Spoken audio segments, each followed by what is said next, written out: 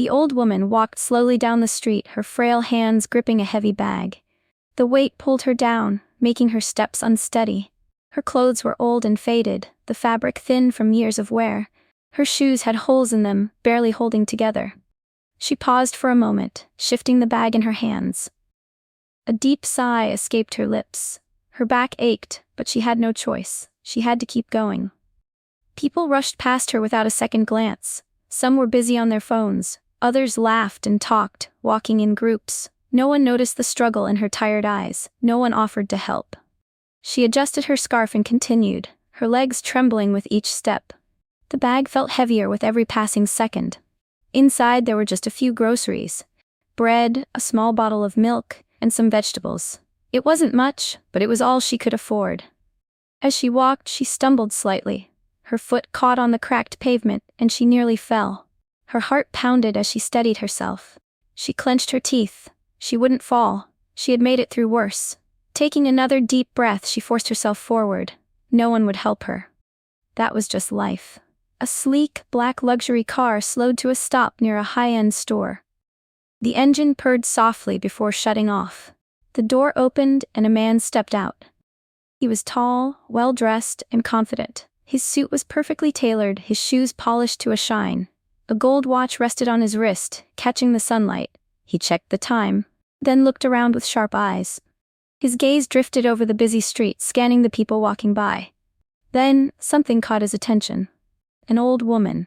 She was struggling to carry a heavy bag, her steps slow and unsteady. Her frail hands gripped the handle tightly, but her body swayed with exhaustion. The man frowned. He had seen many things in his life, luxury, power, success, but there was something about the way she moved that made him stop. He watched as she stumbled slightly, barely catching herself. Still, no one helped her. Something inside him stirred. She reminded him of someone. Someone from a long time ago. His fingers curled into a fist for a brief moment before he relaxed them. He took a deep breath and made a decision. Instead of walking into the expensive store, he turned toward the old woman. With steady steps, he approached her. The old woman felt someone approaching but didn't look up. She had learned that people rarely stopped for someone like her. A voice broke the silence. "Excuse me, ma'am. Do you need some help?" She tightened her grip on the bag, startled. Slowly, she lifted her head and saw a man standing before her. He was tall, well-dressed, and looked out of place in this part of town. His kind eyes studied her with curiosity. She hesitated. People didn't usually talk to her. And when they did, it wasn't out of kindness. I'm fine," she mumbled, trying to shift the bag into a better position.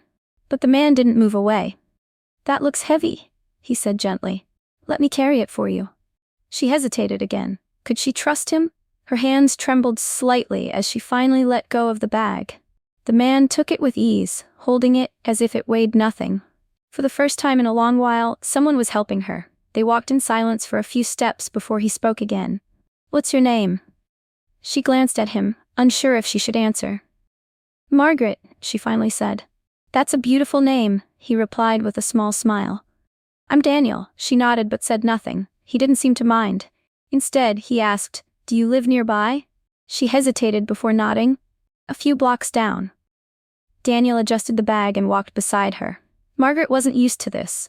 People usually avoided her, treating her like she was invisible. She stole a glance at him. Why was he different? "Do you have family?" he asked gently. Margaret's lips pressed together. "Not nearby," she said softly. Daniel didn't push for more details. Instead, he simply nodded and continued walking. For the first time in years, Margaret wasn't walking alone.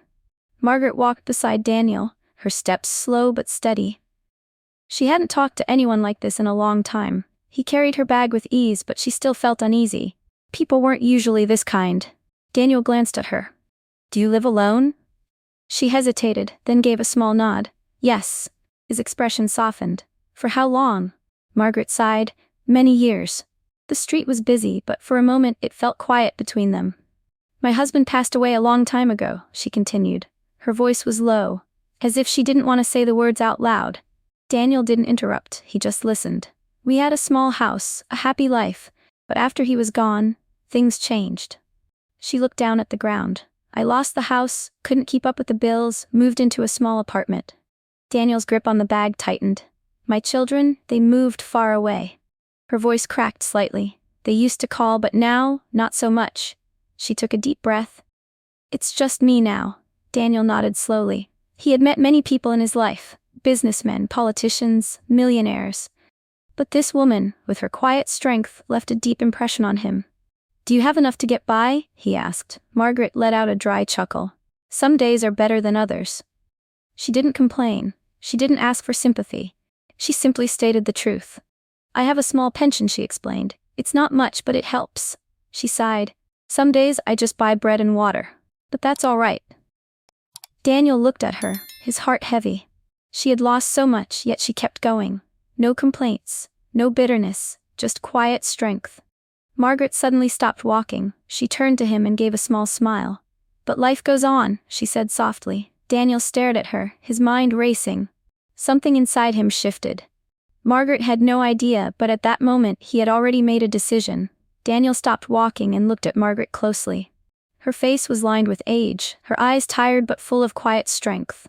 He had met many people, but something about her moved him deeply. Where do you live? He asked. Margaret hesitated. She wasn't sure if she should tell him, but something about his voice felt sincere. A few blocks down, she finally said. Small apartment. Nothing fancy. Daniel nodded. Can I walk you home? She tilted her head, confused. Why? He smiled slightly. Just to make sure you get there safely. Margaret studied him. She had spent years learning to be cautious. People didn't usually help for no reason, but something about Daniel was different. She gave a small nod. All right. They continued walking. After a few minutes, Daniel cleared his throat. Margaret, do you trust me? She stopped in her tracks. The question caught her off guard. Trust? That was something she hadn't given easily in a long time. She looked up at him. His face was calm, patient. I don't know, she admitted. He didn't look offended. Instead, he smiled. That's fair. Then he took a deep breath. I want to show you something, he said. Will you come with me? Margaret's grip on her scarf tightened. Where? Not far. She hesitated. Her heart told her to say no, but something else, something she couldn't explain, told her to say yes. Daniel noticed her hesitation. I promise, I mean no harm. Margaret looked into his eyes. She saw no deception, no bad intentions. Finally, she sighed. All right. Daniel's smile widened. Come on, he said. He led her toward his car. Margaret's heart pounded as she stepped inside. She had no idea what was coming next. The car moved smoothly through the busy streets, heading toward an area Margaret had never been before.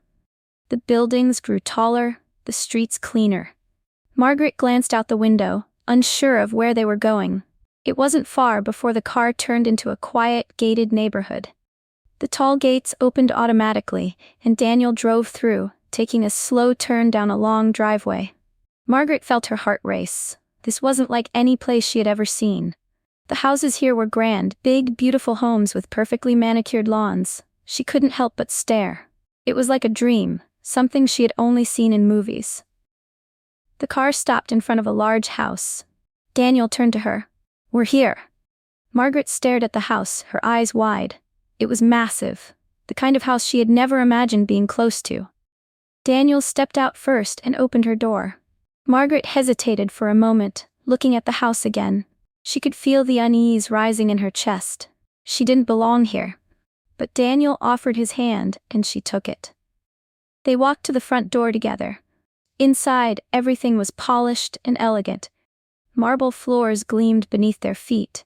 The walls were adorned with artwork she couldn't name. The air smelled fresh, almost as if the house had just been built. A maid greeted them at the door with a smile and led them into a cozy sitting room. Margaret's eyes darted around, overwhelmed by everything. Please, sit, Daniel said gently, guiding her to a plush chair by the window. Margaret lowered herself into the chair, still unsure of what was happening. Daniel took a seat across from her, looking at her with a calm expression. I know this is a lot to take in, he said softly, but I want you to be comfortable.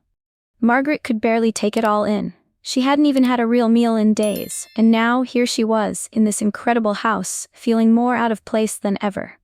Before she could speak, a maid entered with a tray of food, tea, sandwiches, and fresh fruit. Margaret's hands trembled as she looked at the food. Please, Daniel said again, his voice kind. Eat. You've been through enough. For the first time in a long time, Margaret felt a warmth she couldn't explain.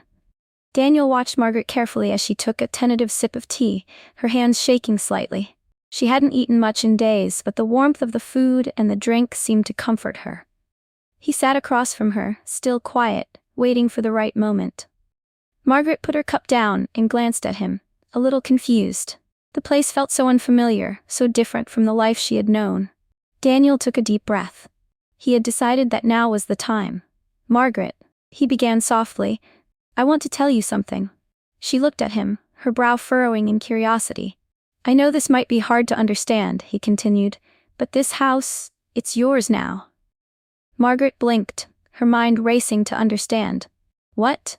He reached into his pocket and pulled out a set of papers. He handed them to her slowly, watching her reaction. She stared at the papers, unable to comprehend what they meant. Her fingers brushed over the signature, the dates, everything pointing to her as the new owner of this house. "You're serious?" Her voice trembled as tears started to well up in her eyes. Daniel nodded. "I'm serious. This house is yours, Margaret. You deserve it." She shook her head, unable to believe it. Margaret stared at the papers in her hands, her eyes scanning them over and over. She couldn't make sense of it. This couldn't be real.